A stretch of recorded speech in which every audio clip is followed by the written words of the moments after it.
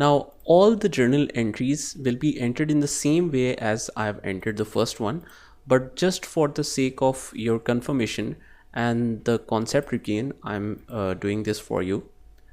Now our second entry is of 4 January 2020 and it says advance rent paid for 6 months by cash 5,000 per month. Now according to the accounting rule, if you have paid for the expense in advance and haven't received the benefit for it, that will be considered as a prepaid expense. So prepaid expense is always a current asset. The example of it is just as you recharge your mobile account, let's say for 3 months. Now you will consume the benefit for 3 months, right? So after the completion of each month, only that portion will be shifted to expense.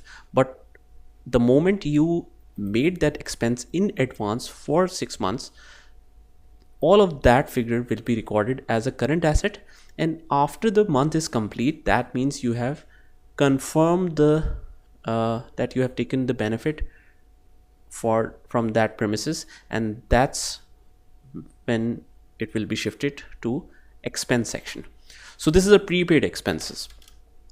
Now all the accountants might already know that, but I'm just explaining it for non-accountants. So to enter this, I'll go to Peachtree, and since our date is 4th of January, so I'll just place 4th, press tab, so it automatically picks up 4 January 2020 and reference number is automatically changed to 1002. That means this is already done. It follows the recent entry and shows the date and reference number according to that. Now I'll just browse this, but since I want to make it quick, I'll just click on find and write prepaid.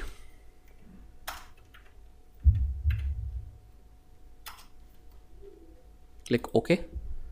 So you can find prepaid expenses under the other current asset section in 1450. That's correct. Let's copy this description, copy and paste it here. Let's move to the next tab. Amount is 30,000. Now go on the second line. It is paid by cash, right? So just browse this, select cash, and under the credit area, I'll mention 30,000. So advance rent is paid by cash. The transaction is done. Now the quality of accounting software is it cannot be unbalanced in debit and credit, because it will automatically show this if there is a difference between debit and credit. It will show it in out of balance and it will not allow you to enter or save this transaction. So now it is, the out of balance is 0. I can just simply save it.